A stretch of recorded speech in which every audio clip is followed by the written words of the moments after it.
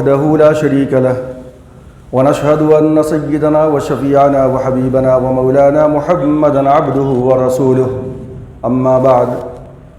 فقد قال الله تبارك وتعالى في القرآن المجيد والفرقان الحميد أعوذ بالله من الشيطان الرجيم بسم الله الرحمن الرحيم ورد الله الذين كفروا بغيظهم لم ينالوا خيرا وكفى الله المؤمنين القتال وكان الله قويا عزيزا وأنزل الذين ظاهروهم من أهل الكتاب من صياصيهم وقذف في قلوبهم الرعب فريقا تقتلون وتأسرون فريقا وأورثكم أرضهم وديارهم وأموالهم وأرضا لم تطوها وكان الله على كل شيء قديرا صدق الله مولانا العظيم وصدق رسوله النبي الكريم ونحن على ذلك لمن الشاهدين والشاكرين والحمد لله رب العالمين۔ بزرگان محترم، عزیز ساتھیو، سیرت نبی اکرم صلی اللہ علیہ وسلم کا ایک اہم پہلو غزوات السرایا کے متعلق سلسلہ وار گفتگو چل رہی ہے۔ گزشتہ آپ کے سامنے غزوہ احزاب کے اوپر تقریباً تفصیلی گفتگو ہوئی تھی، اور آج اسی کا ایک تتمہ ہے، ایک دوسرا غزوہ جو اس کے فوری بعد پیش آیا، اور وہ ہے غزوہ بنو قریظہ، اور انشاءاللہ آج میری گفتگو اسی غزوہ بنو قریظہ کے اوپر ہوگی۔ آپ کے سامنے یہ بات آ چکی ہے کہ مدینہ کے اندر رسول اکرم صلی اللہ علیہ وسلم کی آمد سے قبل یہودیوں کے 3 بہت معروف و مشہور قبائل تھے۔ سیرت نگاروں نے لکھا ہے کہ جس وقت اللہ کے رسول تشریف لائے ہیں مدینہ کے اندر، تو تقریباً 9 قبائل کا ذکر آتا ہے یہودیوں کے، اور بعض سیرت نگاروں نے 20 یعنی 20 یہودیوں کے قبائل کا ذکر کیا ہے، لیکن مکمل طور پہ ان کے اسما کا ذکر نہیں کیا ہے، بعض ناموں کا ذکر ہے، لیکن مجموعی طور پہ یہ 3 قبائل میں ان تمام 20 کو یا 9 کو ضم کر دیا گیا ہے۔ آپ یہ بھی جانتے ہیں کہ جو کل غزوات کی تعداد ہے، حضرت زید بن ارقم رضی اللہ تعالیٰ عنہ کی روایت کے مطابق 19 بتائی جاتی ہے، 19،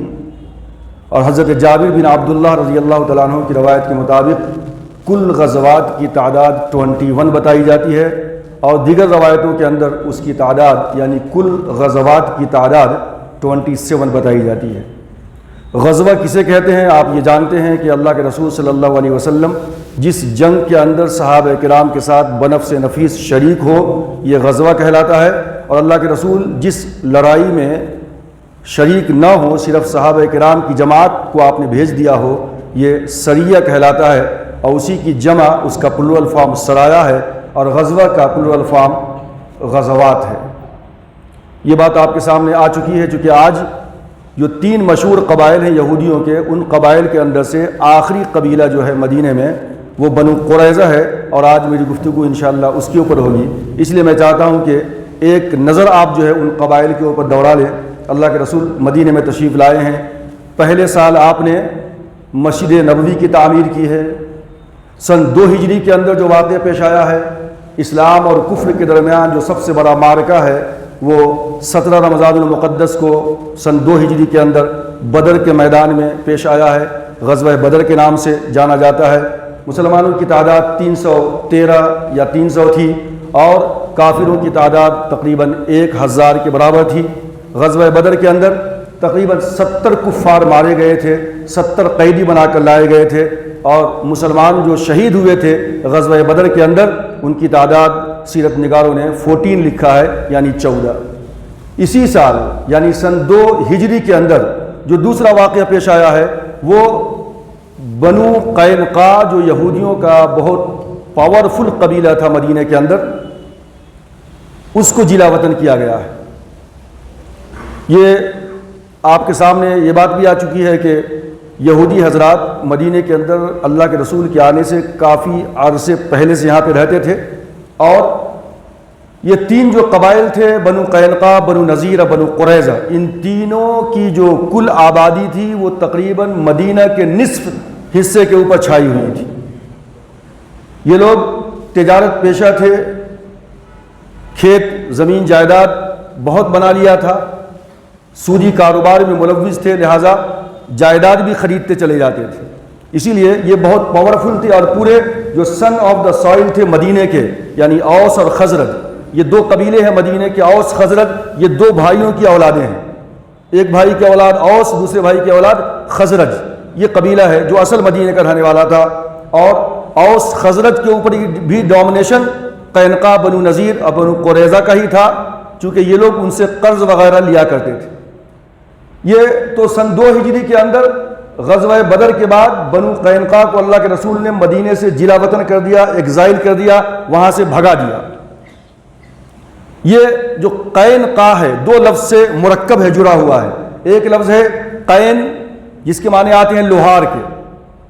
اور دوسرا لفظ ہے قاع جس کے معنی آتے ہیں بہت ہی مسطح اور ہموار زمین کہ جس کے اوپر کھیتی باڑی کی جا سکے۔ ان دونوں لفظوں سے ان کی صفات جھلکتی ہے کہ یہ کاروبار کرتے تھے، کھیتی باڑی بھی کرتے تھے، اور ہتھیار بھی بناتے تھے، بہت بڑے صناع یعنی ہتھیار کے بنانے والے تھے، اور لکھتا ہے حیثیت نگاروں نے کہ زرگر یعنی سونا بھی بناتے تھے یہ لوگ، تو سونے کے اوپر بھی انہی کی جو ہے وہاں پہ یعنی یہی پاورفل تھے، یہی بیچا کرتے تھے۔ اب یہ جو بنو قینقاع ہے اس کو اللہ کے رسول نے جلا وطن کیا ہے۔ آپ کو یہ بھی معلوم ہے کہ اللہ کے رسول نے میثاق مدینہ کیا تھا، یعنی تمام کے تمام قبائل سے آپ نے جو ہے ایک ٹریٹی سائن کیا تھا کہ مدینے کے اندر ہم سب رہیں گے، اور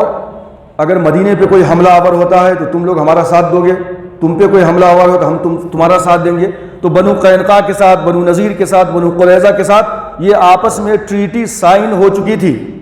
لیکن بنو قینقاع نے ایک بدتمیزی یہ کیا تھا غزوہ بدر کے بعد۔ آپ کے سامنے پہلے بات آ چکی ہے کہ ایک مسلم خاتون جاتی ہے سامان خریدنے کے لیے ایک سونے والے کی دکان میں، تو وہاں پہ ان لوگوں نے اس مسلمان عورت کو بے حجاب، بے نقاب، بے عزت کرنے کی کوشش کی تھی، اس کے کپڑے کھینچ دیے تھے، اور کچھ اس طرح کیفیت پیدا ہو گئی تھی کہ وہ بالکل اس کے کپڑے جو پیچھے سے اٹھ گئے تھے۔ جب اس نے چیخا تھا تو ایک مسلمان نے دیکھا اور آ کر کے اس آدمی کو قتل کر دیا، اور پھر اس مسلمان کو بھی تمام یہودیوں نے مل کر کے قتل کر دیا۔ رسول اکرم صلی اللہ علیہ وسلم کو پتہ چلا، آپ تشریف لائے، وہ شرمندہ ہوتے، معافی مانگتے، غلطی ہو گئی، لیکن انہوں نے بدتمیزی کی اللہ کے رسول صلی اللہ علیہ وسلم کے ساتھ بھی، اور کہا کہ او محمد، تم اگر یہ سمجھتے ہو کہ عرب کے کمزور اور ناسمجھ اور میدان جنگ کے اندر قابلیت نہیں رکھنے والے لوگوں کو تم نے شکست دے دیا ہے میدان بدر میں، جو مکہ سے آئے تھے، اگر ہم سے تمہارا مقابلہ ہو گیا تو ہم تمہیں بتا دیں گے کہ میدان کارزار کیا ہوا کرتا ہے۔ اللہ کے رسول نے ربیع الاول کے مہینے میں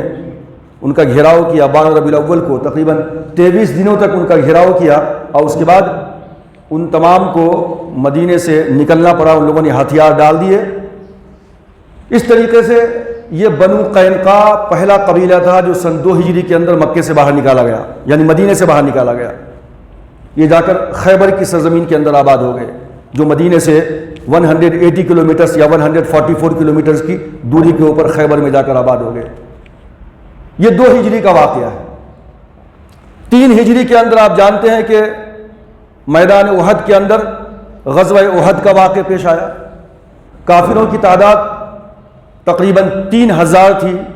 اور مسلمانوں کی تعداد صرف 1000 تھی، اور اس کے اندر بھی عبداللہ ابن ابی بن سلول تقریباً 300 آدمیوں کو واپس لے کر آ گیا تھا، تو بچ گئی تھی کل 700 تعداد مسلمانوں کی، اور کافروں کی 3000 کی تعداد تھی۔ غزوہ احد کے اندر جو واقعہ پیش آیا تھا، میدان بدر میں مسلمانوں کے 14 مارے گئے تھے، شہید ہوئے تھے، کافروں کے 70 جو ہے مارے گئے تھے، 70 گرفتار ہوئے تھے، لیکن میدان احد کے اندر بازی پلٹ گئی اور مسلمانوں کے 70 جو ہے لوگ شہید ہوئے۔ غزوہ احد کے اندر سن 3 ہجری کا واقعہ ہے۔ غزوہ احد کے اندر ابو سفیان جاتے جاتے بول گیا تھا کہ ہمارا اور تمہارا مقابلہ پھر سے میدان بدر میں ہوگا آئندہ سال، لہٰذا اب سن 4 ہجری کے اندر آ جائیے۔ سن 4 ہجری کے اندر یہ واقعہ پیش آیا کہ اللہ کے رسول صحابہ کرام کے ساتھ میدان بدر کے اندر تشریف لے گئے، 8 دن تک قیام کیا، لیکن ابو سفیان مکے سے نکلا لیکن مر الزہران تک آ کر پھر واپس چلا گیا اور اس کو میدان بدر کے اندر آنے کی ہمت نہیں ہو سکی۔ اس طریقے سے وہ جو ہے اس کو یہ واقعہ اس کے لیے باعث شرمندگی بنا ابو سفیان کے لیے کہ وہ اپنے وعدے کو پورا نہ کر سکا۔ یہ سن 4 ہجری کا واقعہ ہے۔ سن 4 ہجری کے اندر ایک واقعہ پیش آیا تھا آپ کے سامنے کہ بیر معونہ کا واقعہ پیش آیا تھا کہ جس کے اندر تقریباً 70 جو ہے صحابہ کرام کو دھوکے سے شہید کر دیا گیا تھا، اور اس کے اندر جب ایک صحابی عمرو بن امیہ زمری واپس آ رہے تھے تو دشمنوں کے 2 آدمیوں کو دیکھا تو اس کو قتل کر دیا، حالانکہ یہ لوگ ایمان لا چکے تھے، دھوکے سے قتل کر دیا۔ تو اللہ کے رسول نے اس کا کمپنسیشن کے لیے بنو نذیر کے پاس گئے تھے کہ دھوکے سے قتل ہوا ہے اور جو قتل ہوا ہے وہ اسلام لا چکا تھا یا ہم سے معاہدہ کر چکا تھا، اس کا بدلہ خون بہا ہمیں دینا ہے، لہذا چندے کے لیے گئے کہ تمہیں بھی اس میں شامل ہونا ہے۔ بنو نذیر کے لوگوں نے کہا کہ آپ تشریف رکھیے، اور یہ پروگرام بنایا کہ ایک پتھر دیوار کے اوپر سے اللہ کے رسول پہ ڈال دیا جائے تاکہ اللہ کے رسول کو نعوذ باللہ شہید کر دیا جائے، قتل کر دیا جائے۔ اللہ کے رسول کو وحی کے ذریعے سے پتہ چل گیا، اللہ کے رسول واپس تشریف لائے اور پھر جو ہے بنو نذیر کا بھی گھیراؤ کر لیا، اور اس طریقے سے بنو نذیر کو بھی مدینے سے معاف کر دیا، جلا وطن کر دیا، ان کو لڑائی نہیں ہوئی، ان لوگوں نے ہتھیار ڈال دیے۔ اللہ کے رسول نے کہا کہ تم اپنا سامان جتنا اونٹ پہ لے کر جا سکتے ہو چلے جاؤ، تمام کے تمام چیزوں کو ہتھیار کے علاوہ، لہذا اپنے دروازوں کو، چوکھٹ کو، کھڑکیوں کو بھی اکھاڑ کر لے گئے تھے۔ قرآن مجید نے کہا سورۃ الحشر میں یخربون بیوتہم بایدیہم، یعنی اپنے گھروں کو وہ اجاڑ رہے تھے، اور وائد المومنین، اور مسلمانوں کے ذریعے سے بھی اجاڑ رہے تھے گھروں کو۔ ہو سکتا ہے مسلمانوں نے بھی ساتھ دیا ہو ان کا گھروں کو جو ہے توڑنے میں، اجاڑنے میں، جانے میں۔ تو اس طریقے سے یہ غزوہ بنو نذیر 4 ہجری کا واقعہ ہے۔ بنو قینقاع 2 ہجری میں نکال دیا گیا مدینے سے اپنی شرائط کی بنیاد پہ، بنو نذیر 4 ہجری کے اندر نکال دیا گیا اپنی جو ہے بدمعاشی کی بنیاد کے اوپر، اور اس کے بعد پھر 5 ہجری کا واقعہ آتا ہے۔ ابھی تیسرا قبیلہ یہودیوں کا بنو قریظہ مدینے کے اندر ہی آباد ہے۔ بنو نذیر کی جلا وطنی کے بعد، ان کو ایگزائل کرنے کے بعد، بنو قریظہ نے پھر سے تجدید معاہدہ کیا تھا کہ ہم پھر سے ٹریٹی سائن کرتے ہیں، اثر نو دوبارہ، لہذا بنو قریظہ اپنی جگہ پہ موجود تھے، مدینے کے جنوب کے اندر وہ لوگ، ان کی آبادی تھی، وہ وہیں رہ رہے تھے۔ 5 ہجری کے اندر کچھ ایسے واقعات پیش آئے جیسے کہ محرم کے مہینے کے اندر غزوہ ذات الرقاع کا واقعہ پیش آیا تھا۔ اسی کے بعد جو ہے پھر ربیع الاول کے مہینے میں 5 ہجری میں غزوہ دومۃ الجندل کا واقعہ پیش آیا تھا۔ اس طریقے سے شعبان کے مہینے میں سن 5 ہجری کے اندر آپ جانتے ہیں کہ غزوہ بنی مستلق کا واقعہ پیش آیا تھا، اور سن 5 ہجری کے اندر ذوالقعدہ کے مہینے میں غزوہ احزاب کا واقعہ پیش آیا تھا، جس کا ذکر میں نے گزشتہ جمعہ کیا تھا، غزوہ احزاب۔ غزوہ احزاب کے بعد غزوہ بنو قریظہ ہے، اور یہ دونوں کا آپس میں بڑا تال میل ہے، بڑا تعلق ہے، ایک دوسرے سے اس کا کنیکشن ہے۔ جب غزوہ بنو قریظہ کی بات آتی ہے تو تمام کے تمام، یعنی بعض کفار حضرات بھی اور جتنے بھی مستشرقین ہیں،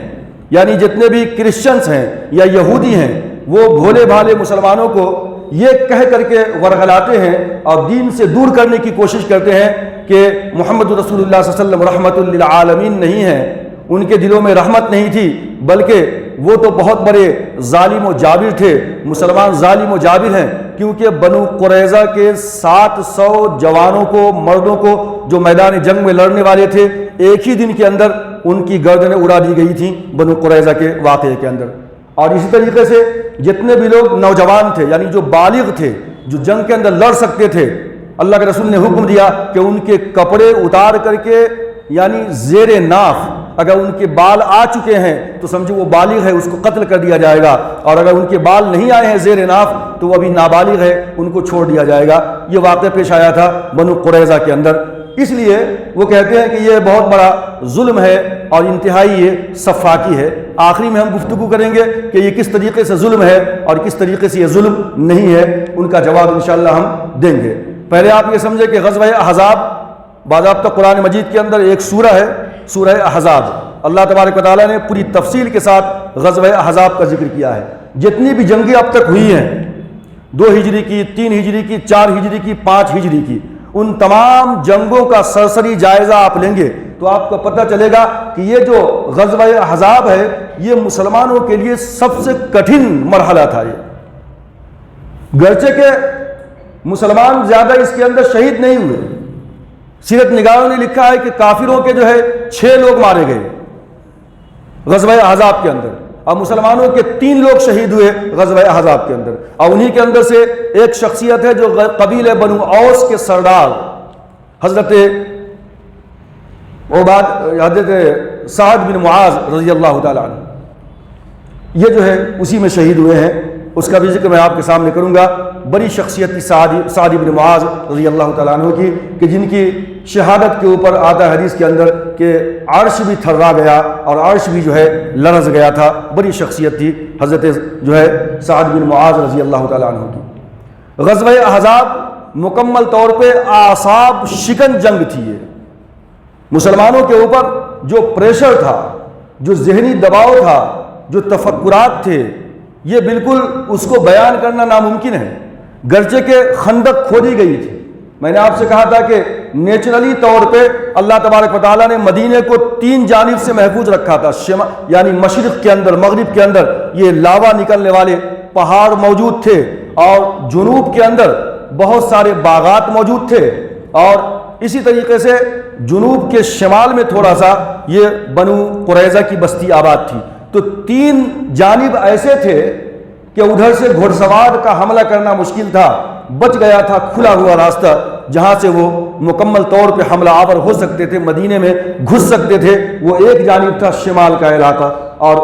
اس جانب اللہ کے رسول صلی اللہ علیہ وسلم نے حضرت سلمان فارسی رضی اللہ تعالیٰ عنہ کا مشورہ قبول کیا، جو ایران کے رہنے والے تھے۔ انہوں نے کہا تھا کہ ایران کے اندر دشمنوں سے مدافعت کے لیے،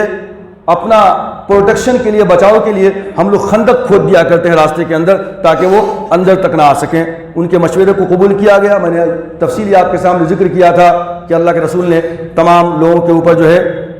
زمین 40 گز متعین کیا تھا کہ اس کو کھودنا ہے۔ تقریباً 20 دنوں کے اندر، یا بعضوں نے کہا کہ 6 دنوں کے اندر یہ پورا کا پورا معاملہ مکمل ہوا۔ جو ہے تقریباً 15 فٹ گہرائی تھی اس خندق کی، اور 30 فٹ جو ہے چوڑائی رکھی گئی تھی اس خندق کی، اور خندق کے انٹرنل سائڈ پہ اندرونی حصے کے اوپر تقریباً 6 فٹ بلندی جو ہے ایک بلند پشتہ قائم کیا گیا تھا۔ اب جب وہ لوگ آئے، قریش کے حضرات جب آئے تو ان کی تعداد اکیلے قریش کی 4000 تھی، اور تمام کے تمام اطراف و اکناف کے جو قبائل تھے، جو ٹرائبز تھے، ان کی تعداد 6000 تھی۔ تو یہ 6 4 10,000 کی جمعیت تھی۔ کسی نے 12 لکھا ہے، اگر بنو قریظہ بھی اس میں شامل ہو جاتے ہیں تو 12,000 کے آس پاس ان کی تعداد تھی۔ 12,000 کا لشکر ایک طرف، اور دوسری طرف 3,000 کا لشکر بے چین ہے کہ کس طریقے سے ان کو لقمہ اجل بنا لیں، مسلمانوں کو ختم کر دیں۔ اور ایسا نہیں تھا کہ خندق کھود کر کے مسلمان آرام سے سو جاتے، بیٹھ جاتے، بلکہ لمحہ لمحہ 24 گھنٹے دن اور رات اس بات کی فکر تھی کہ کون کدھر سے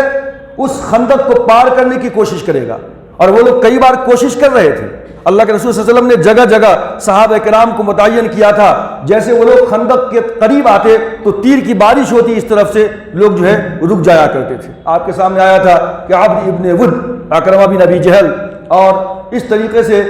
صفوان بن امیہ، یہ کچھ لوگ تھے جنہوں نے خندق کو پار کر لیا تھا۔ حضرت علی رضی اللہ تعالیٰ عنہ کی جوامردی اور بہادری کس طریقے سے جو ہے عامر بن عبد ود کا جو ہے کام تمام کر دیا تھا۔ اکرمہ بن ابی جہل اپنا خنجر بھی چھوڑ کر بھاگ گیا تھا، اور حضرت عمر فاروق رضی اللہ تعالیٰ عنہ نے کسی کا پیچھا کیا تھا۔ تو اس طریقے سے اللہ تبارک و تعالیٰ نے مسلمانوں کی مدد کی۔ حالات کیسے تھے؟ قرآن مجید نے کہا ہنالک ابتلی المؤمنون، کہ مسلمانوں کو یہاں آزمایا گیا، وزلزلوا زلزالا شدیدا، اور مسلمان کے اندر بالکل ایک زلزلہ برپا ہو گیا، وہ مکمل طور پہ ہلا دیے گئے۔ قرآن مجید نے کہا کہ اذ جاؤکم من فوقکم ومن اسفل منکم، جب اونچائی کی طرف سے اور نیچے کی طرف سے یہ تمام کے تمام قبائل تم پہ جمع ہوئے۔ احزاب ہے، حزب کی جمع ہے، ایک قبیلہ ایک گروہ نہیں تھا، بلکہ تقریباً 10 قبائل موجود تھے یا 12 قبائل عربوں کے موجود تھے، اور اس وقت تک عرب کی تاریخ میں ایسی کوئی جنگ نہیں ہوئی تھی کہ جس کے اندر ایک ساتھ 10,000 یا 12,000 کا لشکر کسی دوسرے فریق کے خلاف جو ہے آ جائے۔ یہ پہلا موقع تھا عرب کی تاریخ کے اندر کہ اتنا بڑا لشکر ٹھاٹھے مارتا ہوا سامنے کھڑا ہوا ہے۔ منافقوں نے کہا تھا کہ کیفیت ایسی ہے،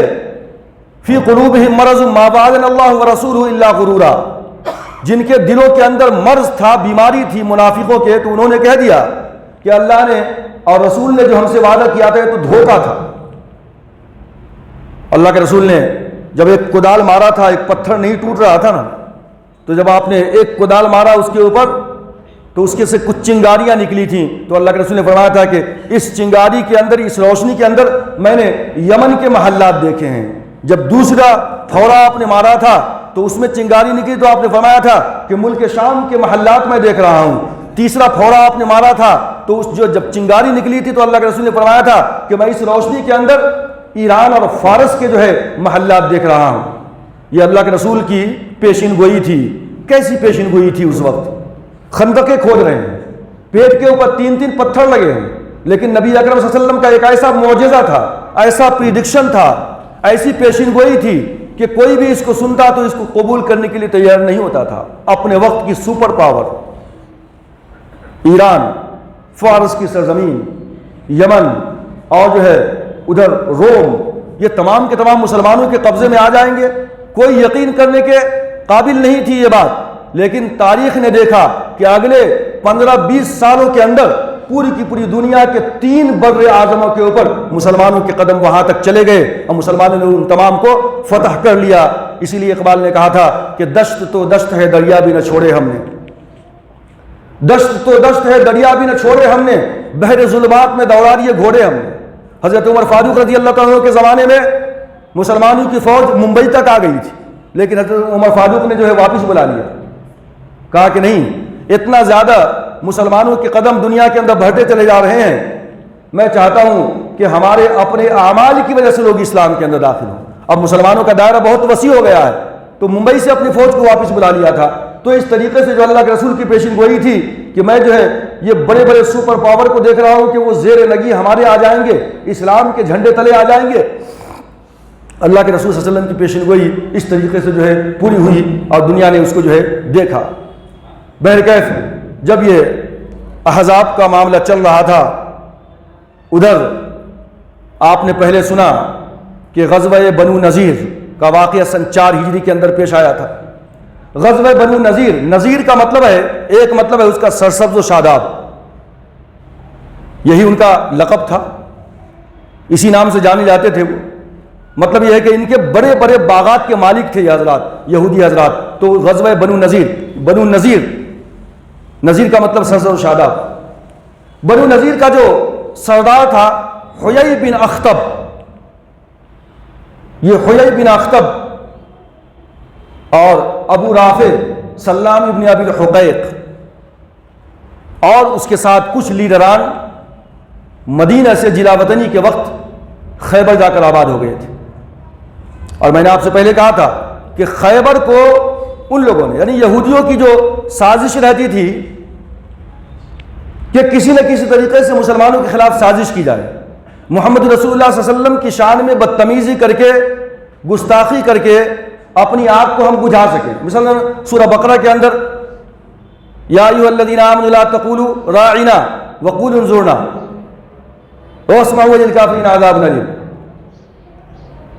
یعنی قرآن مجید جب کہتا تھا کہیں کہ مسلمان، یعنی اے مومنو، اے لوگو، تم جو یہ کہو کہ آپ ہماری طرف توجہ فرمائیے، ہماری طرف توجہ فرمائیے، راعینا،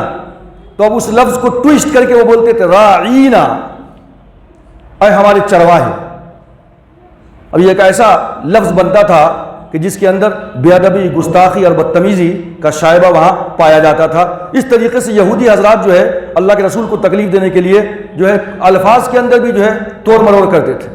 قرآن مجید کا مضحکہ، اس کا مذاق اڑایا کرتے تھے۔ اب مدینے سے نکالے گئے، بنو قینقاع بھی نکل کر چلا گیا ہے، خیبر میں آباد ہے، بنو نذیر کے کچھ لوگ ملک شام میں آباد ہو گئے اور کچھ لوگ خیبر میں آباد ہو گئے۔ تو خیبر گویا کہ اسلام کے خلاف ایک سازش کا ایک جو ہے آماجگاہ بن گیا تھا، اور اسی سلسلے میں ابو رافع سلام ابن ابی الحقیق کا قتل کیا گیا تھا۔ حضرت عبداللہ ابن عتیق رضی اللہ تعالیٰ عنہ کو اللہ کے رسول نے بھیجا تھا۔ تو بہرکیف یہ بنو نذیر، بنو قینقاع مدینے سے جلا وطن ہونے کے بعد خاموش نہیں رہے، انہوں نے اپنی طاقت کو اور دوبالا کیا، اور بنو نذیر کے تقریباً بنو قینقاع کے 20 سردار مل کر کے گئے تھے مکے کے اندر اہل قریش کے پاس کہ مسلمانوں کے خلاف تم ہمارا ساتھ دو۔ غطفان کے پاس گئے تھے کہ خیبر کی جتنی بھی کھجور کے باغات ہیں اور اس کے جتنے جو ہے منافع ہوتے ہیں اس میں سے 50% تم کو دیا کریں گے ہر سال، چلو مدینے کا صفایا کر دینا ہے مسلمانوں کا۔ اس طریقے سے اس جنگ کے اندر غزوہ احزاب میں قریش شامل تھے، قینقاع شامل تھا، بنو نذیر شامل تھا، قبیلہ بنو اسد شامل تھا، اور اس طریقے سے جو ہے بنو مستلق شامل تھا، قبیلہ بنو لحیان شامل تھا، عزل شامل تھا، قارہ شامل تھا۔ یہ تمام کے تمام چھوٹے چھوٹے قبائل 10 یا 12 کی تعداد وہاں پہ موجود تھی، 10-12 ہزار کا لشکر ہے۔ حیی بن اخطب نے کیا کیا کہ بنو قریظہ کے ساتھ اللہ کے رسول کی ابھی بھی ٹریٹی ہے۔ حیی بن اخطب بنو نذیر کا سردار جو اتنے بڑے لشکر کو لے کر آیا ہے، اب جاتا ہے بنو قریظہ کے پاس، مدینہ کے جنوب میں واقع ہیں، اور انہی کی آبادی سے لگ کر کے جو قلعہ تھا اس کے اندر مسلمانوں کی تمام پردہ نشین خواتین وہاں رکھی گئی تھیں غزوہ احزاب کے موقع سے۔ اللہ کے رسول کو برابر یہ خطرہ تھا کہ اگر بنو قریظہ بدعہدی کرتے ہیں، اپنی ٹریٹی جو ہے توڑ دیتے ہیں، تو پھر ہماری خواتین کا پرسان حال کون ہوگا؟ اللہ کے رسول نے احتیاطاً 200 آدمیوں کو وہاں بیٹھایا تھا۔ حیی بن اخطب جب گیا ہے، اور یہ جو بنو قریظہ ہے، قریظہ کا مطلب ہوتا ہے، یہ کیکر کا درخت ہوتا ہے، اس کو کہتے ہیں قریظہ، اور اس زمانے میں جو کیکر کا درخت تھا اس کی چھال سے رنگائی کا، چمڑے کی رنگائی کا کام کیا جاتا تھا۔ لہذا پتہ چلتا ہے کہ وہ لوگ یعنی قریظہ کے جتنے بھی لوگ تھے یہ چمڑوں کو رنگنے والے، جوتے بنانے والے اور چمڑوں کا کاروبار کرنے والے تھے شاید کہ اس زمانے میں۔ سیرت نگاروں نے لکھا ہے جو ان کی نام کی وجہ تسمیہ ہے قریظہ، کیکر کا درخت، اور اس کی چھال سے رنگائی کا کام کیا جاتا تھا، تو یہ قریظہ والے تھے مدینے کے اندر۔ اب بنو قریظہ کا جو سردار تھا کعب بن اسد نام تھا اس کا، کعب بن اسد کے پاس گیا حیی بن اخطب اور کہا کہ دیکھو میں جو ہے لشکر کا ایک بحر بے قرار لے کر آیا ہوں محمد رسول اللہ صلی اللہ علیہ وسلم کے خلاف۔ اس وقت مدینے کا قلعہ قمع کرنا ضروری ہے، اور اس میں کوئی دو رائے نہیں ہے کہ اس وقت محمد رسول اللہ صلی اللہ علیہ وسلم کو ختم کر دیا جائے گا، مسلمانوں کو ختم کر دیا جائے گا، مدینے کے اوپر ہمارا قبضہ ہوگا۔ یہ گولڈن چانس ہے، اس کو ہاتھ سے مت جانے دو۔ کعب بن اسد نے کہا کہ نہیں، محمد رسول اللہ صلی اللہ علیہ وسلم صادق ہیں، امین ہیں، وہ وعدہ کو نبھانے والے ہیں، ہم نے ان سے وعدہ کر رکھا ہے، ہم اپنے وعدے کو نہیں توڑ سکتے۔ لیکن حیی بن اخطب نے کہا کہ دیکھو اگر تمہیں یقین نہیں آتا تو میں ضمانت دیتا ہوں تمہیں، اگر تمام کے تمام 10,000 کے لشکر مدینہ کے اوپر حملہ کے بغیر واپس چلے جاتے ہیں، تمہیں خطرہ ہے کہ سب واپس چلے جائیں گے، اس کے بعد ہمارا کیا ہوگا؟ محمد رسول اللہ ہم پہ حملہ کر دیں گے اگر ہم نے جو ہے وعدہ خلافی کی۔ اگر سب کے سب یوں ہی چلے گئے، ایسا تو ممکن نہیں ہے، مدینے کا خاتمہ بالکل یقینی ہے۔ اگر خدا نہ خواستہ ایسا ہوا کہ یہ جنگ کا کوئی نتیجہ نہیں نکلا اور تمام کے تمام لوگ واپس چلے گئے، تو میں حیی بن اخطب جو خیبر میں آباد تھا جا کر کے، لیکن اب آ کر کے کہتا ہے کعب بن اسد سے بنو قریظہ کے اندر کہ میں بھی تمہارے ساتھ اسی قلعے میں رہوں گا، اور اس کے بعد انجام جو کچھ بھی ہو، جو تمہارا انجام ہوگا وہ ہمارا انجام ہوگا۔ آخر کار پہلے تو کعب نے انکار کیا، لیکن حیی بن اخطب کی چکنی چپڑی باتوں میں وہ آ گیا اور اس نے اللہ کے رسول سے کیا ہوا وعدہ توڑ دیا۔ اللہ کے رسول نے حضرت سعد بن معاذ رضی اللہ تعالیٰ عنہ کو، سعد بن عبادہ رضی اللہ تعالیٰ عنہ کو، سعد بن معاذ اوس کے سردار تھے اور سعد بن عبادہ خزرج کے سردار تھے، دونوں کو بھیجا اور دونوں نے جو ہے ان سے کہا کہ دیکھو تم اپنے وعدے پہ قائم رہو۔ ان لوگوں نے کہا کہ کون سا وعدہ؟ ہم نہیں جانتے کہ وعدہ کیا ہوتا ہے، ہم نہیں جانتے کہ محمد رسول اللہ کون ہیں، چلے جاؤ یہاں سے۔ اللہ کے رسول نے فرما دیا تھا کہ اگر وہ نقض عہد کرتے ہیں، وعدہ کو توڑتے ہیں، تو آ کر کے یہاں پہ علی اعلان مت کہنا، اشاروں سے مجھے کہہ دینا۔ دونوں گئے، اللہ کے رسول کو اشاروں سے کہہ دیا گیا۔ اللہ کے رسول نے خفیہ رکھنا چاہا تاکہ دوسرے مسلمان کہیں پریشان نہ ہو جائیں۔ تمام خواتین وہاں قلعے کے اندر ہیں، اگر بنو قریظہ وعدہ خلافی کرتے ہیں تو مسلمان کی عورتوں کے اوپر حملہ کر دیں گے، لہذا بنو قریظہ نے حملہ کر دیا، یعنی حملہ کے لیے آگے بڑھے، ایک آدمی کو آگے بھیجا دیکھنے کے لیے کہ کچھ فوج وہاں پہ موجود ہے یا نہیں ہے، یہ قلعہ کی حفاظت کے لیے۔ اللہ کے رسول کی پھوپھی حضرت صفیہ رضی اللہ تعالی عنہا آگے بڑھی اور ایک لکڑی اٹھا کر کے سر پہ دے مارا اور وہیں جو ہے وہ ختم ہو گیا، اور اس کے بعد اس کا سر کاٹ کر کے یہودی کے قلعہ کی طرف، بنو قریظہ کی آبادی کی طرف پھینک دیا، تاکہ وہ لوگ دیکھ کر کے یہ سمجھے کہ ادھر فوج موجود ہے قلعہ کی حفاظت کے لیے۔ لہٰذا جب یہ سر کاٹ کر کے ادھر پھینک دیا گیا تو پھر بنو قریظہ کو قلعہ کے اندر گھسنے کی ہمت نہ ہوئی، انہوں نے سمجھا کہ یہاں بھی کچھ لوگ موجود ہیں، لہٰذا وہ ادھر واپس چلے گئے اور اس طریقے سے یہ قلعہ محفوظ رہا۔ اس کے بعد اللہ تبارک و تعالیٰ نے قرآن مجید نے کہا کہ وَأَنزَلَ جُنُودًا لَّمْ تَرَوْهَا، اللہ نے ایسے لشکر کو بھیجا کہ جس کو تم نہیں دیکھ رہے تھے، فرشتوں کو اللہ نے بھیجا تھا۔ اور اس کے بعد پھر جاڑے کی رات تھی، سردی کی رات تھی، تیز طوفان آیا، آندھی چلی، ان کی دیگیں الٹ گئی، جانور بدک گئے، ادھر ادھر بھاگنے لگے۔ 10,000 کے کھانے پینے کا رسد پہنچانا 1 مہینے تک محاصرہ رہا غزوہ احزاب میں، بڑا مشکل معاملہ ہوگا ان کے لیے بھی۔ لہذا ان لوگوں نے فیصلہ کیا کہ واپس چلو، اور اس طریقے سے یہ 10,000 11,000 کا لشکر واپس چلا گیا اور بنو قریظہ اپنے محل کے اندر آ کر کے گھس گئے۔ حیی بن اخطب نے جو وعدہ کیا تھا کہ میں تمہارے ساتھ رہوں گا، حیی بن اخطب بھی یہیں قلعے کے اندر آ کر کے چھپ گیا۔ اللہ کے رسول تشریف لائے، زبان کے اوپر یہ کلمات جاری تھے، لا الہ الا اللہ وحدہ لا شریک لہ لہ الملک ولہ الحمد وہو علی کل شیء قدیر، آئبون تائبون عابدون ساجدون لربنا حامدون، صدق اللہ وعدہ ونصر عبدہ وہزم الاحزاب وحدہ، کہ ہم اللہ ہی کی طرف لوٹنے والے ہیں، ہم تیری ہی طرف جھکنے والے ہیں، توبہ کرنے والے ہیں، اے اللہ ہم تیری ہی عبادت کرنے والے ہیں، اے اللہ ہم تیرے سامنے ہی اپنے جو ہے جبین نیاز کو جھکانے والے ہیں، اور اے ہمارے رب ہم تیری ہی تعریف کرنے والے ہیں، لربنا حامدون۔ پھر آگے فرماتا، زبان پہ جاری تھا الفاظ صدق اللہ وعدہ، اللہ نے اپنا وعدہ سچا کر دکھایا، ونصر عبدہ، اے پروردگار عالم تو نے جو ہے اپنے بندے کی مدد کی، وہزم الاحزاب وحدہ، اور اے خدا تو اکیلے ہی جو ہے تمام کے تمام لشکر کو شکست سے دوچار کر دیا۔ اس کے بعد گھر میں تشریف لائے، حضرت ام سلمہ رضی اللہ تعالیٰ عنہ کے مکان میں موجود تھے، ظہر کی نماز کا وقت ہو رہا تھا، آپ غسل فرما کر فارغ ہوئے بیٹھے تھے، جبریل امی تشریف لائے اور کہا کہ اللہ کے رسول آپ نے ہتھیار اتار دیے، لیکن فرشتوں نے تو ہتھیار نہیں اتارا ابھی۔ اللہ تبارک و تعالیٰ نے حکم دیا ہے کہ قریظہ کی طرف جو ہے آپ اپنی مہم شروع کیجئے، چلیے بنو قریظہ کی طرف، میں جاتا ہوں ان کے قلعے کے اندر زلزلہ برپا کرتا ہوں، آپ تشریف لائیے۔ اللہ کے رسول نے صحابہ کرام کو حکم دیا کہ فوراً جو ہے نکل پڑو۔ 3,000 کا لشکر تھکا ماندہ، 1 مہینے سے بغیر کھائے پیے، کبھی کھاتے کبھی نہیں کھاتے، حالت دیگرگوں تھی، نکل پڑے۔ اللہ کے رسول نے حکم دیا کہ بنو قریظہ کے ایریے کے اندر جانے سے پہلے کوئی عصر کی نماز نہ پڑھے، ظہر کی نماز کے بعد نکلے۔ بعض لوگوں نے نماز پڑھ لیا راستے میں، بعض لوگوں نے نماز نہیں پڑھا۔ اچھا، یہی وہ یہ احزاب غزوہ احزاب تھا کہ اللہ کے رسول کی 3 نمازیں جو ہے فوت ہوئی تھی،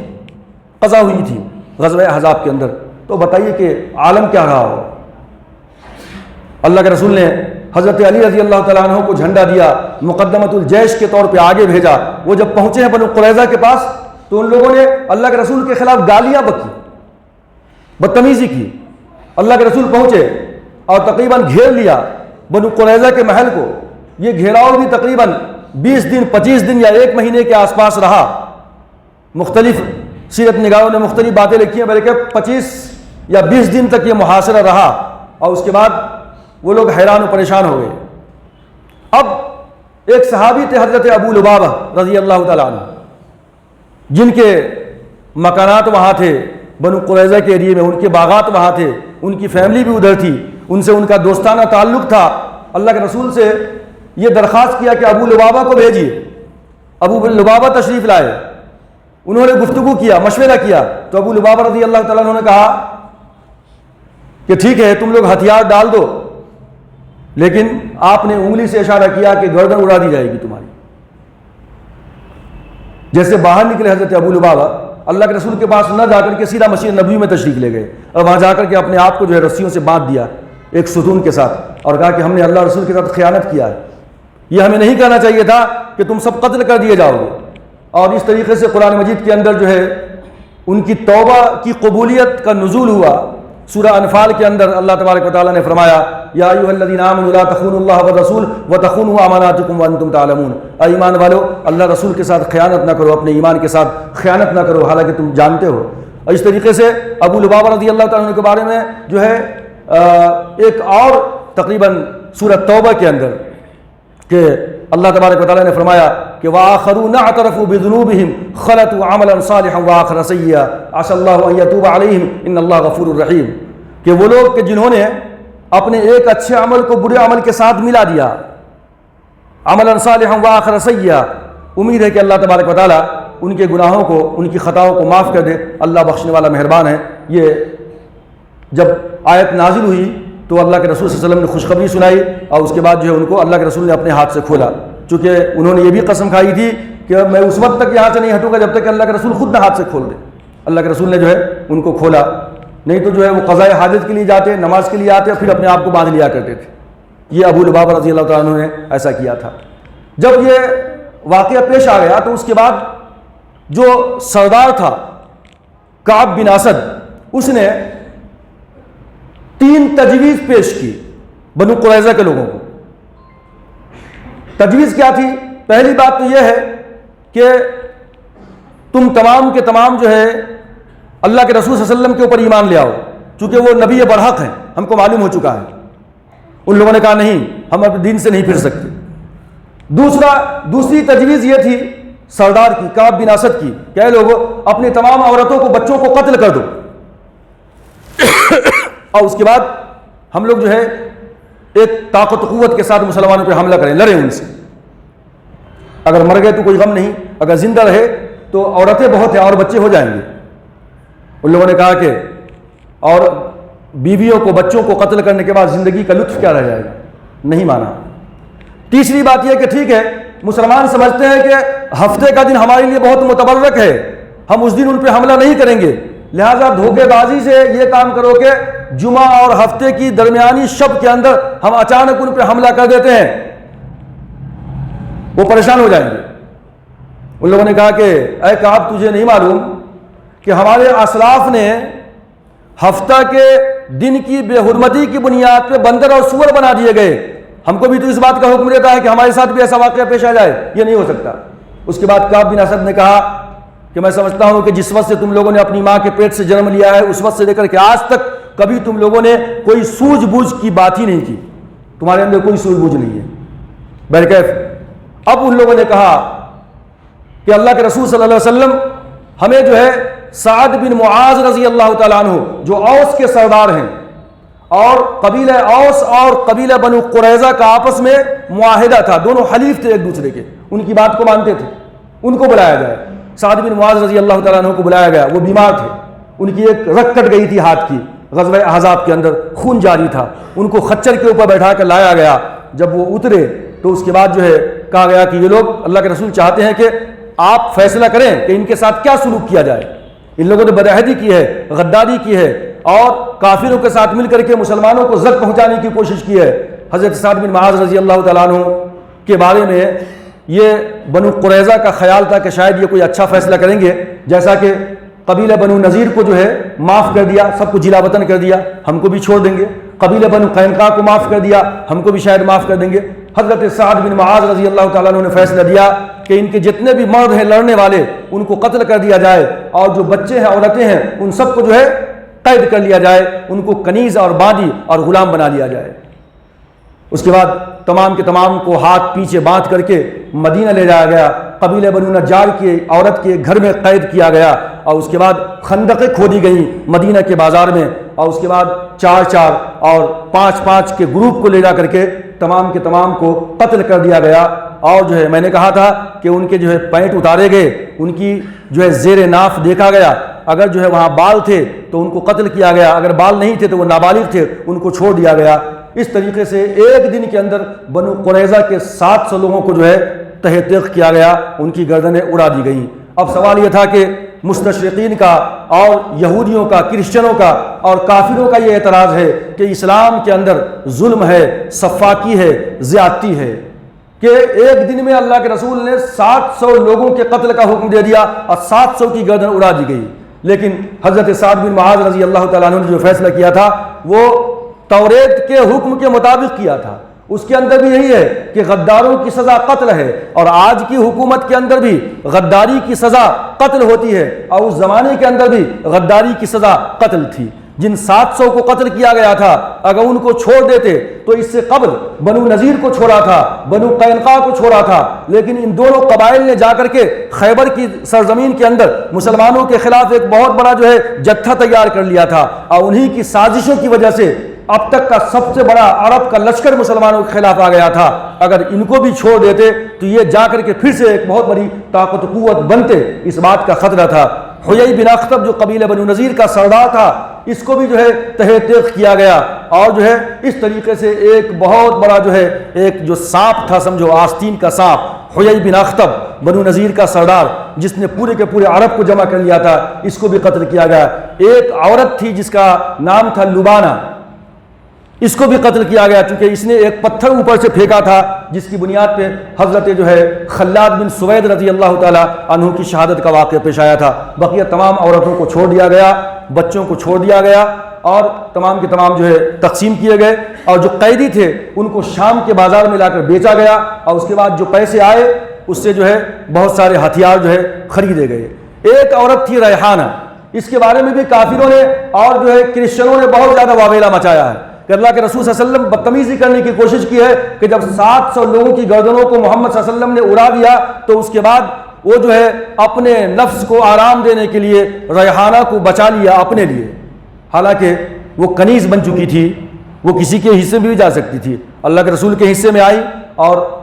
لکھتے ہیں یہ جو ہے سیرت نگار کہ سن 6 ہجری کے اندر, یہ دوسرے سال اللہ کے رسول نے ریحانہ کو آزاد کر دیا جو بنو قریظہ سے اس کا تعلق تھا, اور آزاد کرنے کے بعد اللہ کے رسول نے باضابطہ اس سے نکاح کر لیا تھا. تو اس طریقے سے یہ جو ہے بھولے بھالے نوجوانوں کو جن کو تعلیم یافتہ نہیں ہے, اسلام کی تاریخ نہیں معلوم ہے, ان کو یہ بھٹکانے کی کوشش کرتے ہیں کہ اسلام بہت سفاکی کا مذہب ہے, ظالم و جابرانہ جو ہے ان کا طریقہ ہے, جیسا کہ غزوہ بنو قریظہ کے اندر جو ہے ان لوگوں نے تاریخ پڑھی ہے. لیکن اگر اس کا پچھلا ریکارڈ ہم دیکھیں تو پتہ چلتا ہے کہ جو کچھ ہوا یہ بالکل سچ تھا, یہ حق تھا, چونکہ یہ تمام کے تمام حضرات تو چاہتے تھے کہ یہ ایسا موقع ہے کہ پورے کے پورے مدینہ کو, مسلمانوں کو اور محمد رسول اللہ صلی اللہ علیہ وسلم کو صفحہ ہستی سے مٹا دیا جائے, ان کا قلعہ قمع کر دیا جائے. یہ ممکن بھی تھا, لیکن اللہ کی مدد آئی, مسلمان بچ گئے. اور پھر جب یہ غدار تھے اور عہد کو توڑنے والے تھے, جو ان کا پنشمنٹ تھا ان کی کتابوں کے متعلق, اسی طریقے سے حضرت سعد بن معاذ رضی اللہ تعالیٰ عنہ نے فیصلہ دیا. تو اس طریقے سے یہ غزوہ بنو قریظہ کا واقعہ پیش آیا تھا غزوہ احزاب کے بعد. اللہ تبارک و تعالیٰ سے دعا ہے کہ اللہ تبارک و تعالیٰ ہم تمام لوگوں کو رسول اکرم صلی اللہ علیہ وسلم کی سیرت کو جان کر اس کے مطابق عمل کرنے کی توفیق عطا فرمائے. آمین. وآخر دعوانا ان الحمد للہ رب العالمین.